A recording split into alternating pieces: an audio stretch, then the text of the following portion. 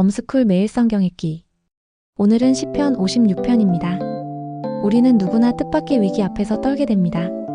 오늘 다윗이 자신이 직면했던 위기 앞에서 어떻게 하나님을 다시 붙들었는지 함께 보겠습니다. 시편의 표제어에는 저자 정보나 배경, 혹은 노래의 형식이나 음악적 지시 등이 담깁니다.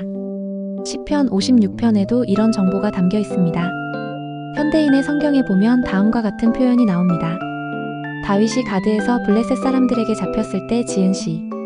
이것은 시편의 배경으로 소개된 내용입니다. 성가대 지휘자를 따라 멀리 상수리나무에 앉은 비둘기란 곡조에 맞춰 부른 노래.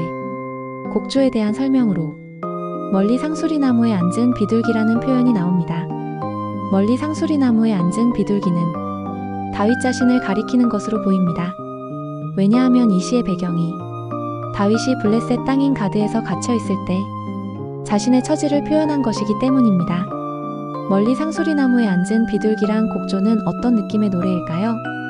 상수리나무는 튼튼하고 든든한 나무이지만 그 위에 홀로 앉은 비둘기는 보호받지 못한 채 적들의 시선을 견디고 있는 모습입니다. 실제로 가드에서 다윗은 블레셋인들의 위협에 둘러싸여 있었기에 이 곡조는 외롭고 두려운 심정을 노래하는 데 알맞았을 것입니다. 이런 배경과 곡조의 느낌을 생각하면서 시편 56편을 노래처럼 들어보시기 바랍니다. 시편 56편. 다윗이 가드에서 블레셋 사람들에게 잡혔을 때 지은 시. 성가대 지휘자를 따라 멀리 상수리나무에 앉은 비둘기란 곡조에 맞춰 부른 노래. 하나님이시여 나를 불쌍히 여기소서. 사람들이 나를 짓밟고 하루 종일 몰아붙이고 있습니다. 내 원수들이 종일 나를 추격합니다. 교만하게 나를 대적하는 자 많습니다. 내가 두려울 때 주를 신뢰하겠습니다. 내가 하나님을 신뢰하고 주의 말씀을 찬양합니다. 내가 하나님을 신뢰함으로 두려워하지 않겠습니다. 사람에 불과한 자가 나를 어떻게 하겠습니까? 내 원수들이 하루 종일 내 말을 곡해하며 항상 나를 해할 음모를 꾸미고 있습니다. 그들이 공모하고 숨어서 내 거동을 일일이 살피며 나를 죽일 기회만 엿보고 있습니다. 하나님이시여 그들이 결코 피하지 못하게 하시고 주의 분노로 그들을 벌하소서. 주는 나의 슬픔을 아십니다. 내 눈물을 주의 병에 담으소서. 내 눈물이 주의 책에 기록되지 않았습니까? 내가 소리쳐 주를 부를 때 내 원수들이 물러갈 것이므로 내가 이것으로 하나님이 내 편에 계시는 것을 알 것입니다. 내가 하나님을 신뢰하고 주의 말씀을 찬양합니다. 내가 여호와를 신뢰하고 주의 말씀을 찬양합니다. 내가 하나님을 신뢰하고 두려워하지 않을 것입니다. 사람이 나를 어찌하겠습니까? 하나님이시여 내가 주께 약속한 것이 있으니 감사제를 주께 드리겠습니다. 주께서는 나를 죽음에서 건져주시고 넘어지지 않게 하셨으며 나를 주 앞에서 생명의 빛 가운데 다니도록 하셨습니다. 아멘. 앞서 잠깐 말씀드린 것처럼 이 시의 배경을 생각하면서 본다면 우리는 이 본문을 3번 주제와 연결해서 생각할 수 있습니다. 3번 주제는 하나님의 품성에 관한 도덕적 갈등입니다. 하나님의 품성에 관한 도덕적 갈등이란 하나님의 품성에 대한 의심을 갖게 되는 것입니다. 다르게 표현하면 하나님을 신뢰하지 못하게 되는 것입니다. 그 선택이 의식적일 수도 있지만 무의식적일 수도 있습니다.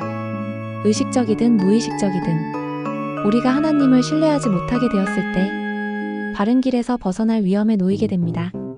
시편 56편의 배경은 사무엘상 21장입니다. 거기에 보면 다윗이 2번 하나님을 신뢰하지 못하고 정도에서 이탈하여 자신의 길을 선택했음을 보게 됩니다. 하나는 사울을 피해 도망갈 때 제사장 아히멜렉 앞에서 자신의 처지를 감추고 거짓말을 합니다. 이는 나중에 비극적인 결과를 가져오는 원인이 되기도 했습니다. 그리고 사울을 두려워하여 가드로 도망갔을 때 블레셋 사람들의 위협이 임박하자 미친 자 흉내를 냈습니다.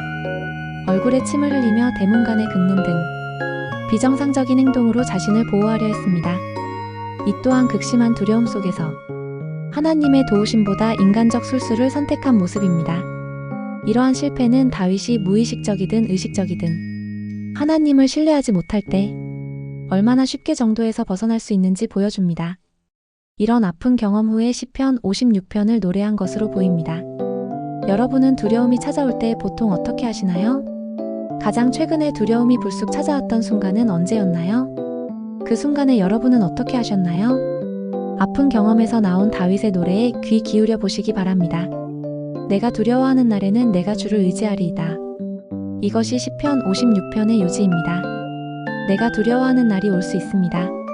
그런데 그때 그냥 속수무책으로 두려움에 빠져드는 것이 아니라 다윗처럼 내가 주를 의지하리이다라고 선택할 수 있다는 사실입니다.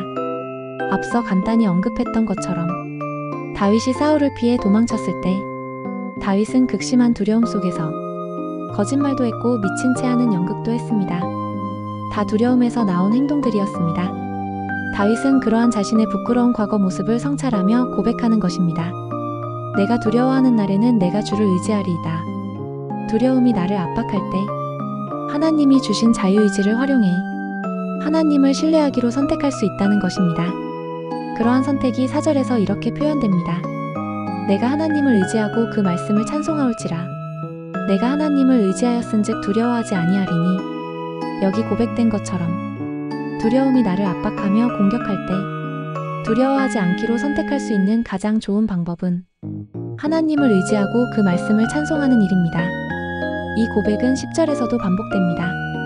내가 하나님을 의지하여 그의 말씀을 찬송하며 여호와를 의지하여 그의 말씀을 찬송하리이다. 아픈 경험을 통해 값진 교훈을 노래한 다윗의 고백에 참여할 수 있기를 바랍니다.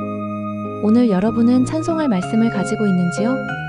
오늘 여러분은 두려움이 찾아올 때 부를 노래를 가지고 계시는지요? 함께 나눈 말씀을 정리한 오늘의 한 문장입니다. 두려움이 찾아올 때 하나님을 의지하기로 선택하고 하나님의 말씀을 찬송하자. 묵상과 연관된 찬양은 시편 주제가인 나의 힘이 되신 여호와여입니다. 두려움이라는 감정이 찾아올 때 다윗처럼 나의 힘이 되시는 하나님을 의지하겠다는 고백을 드리실 수 있기를 바랍니다. 그럼 오늘 하루도 평안하시기를 빕니다. 감사합니다.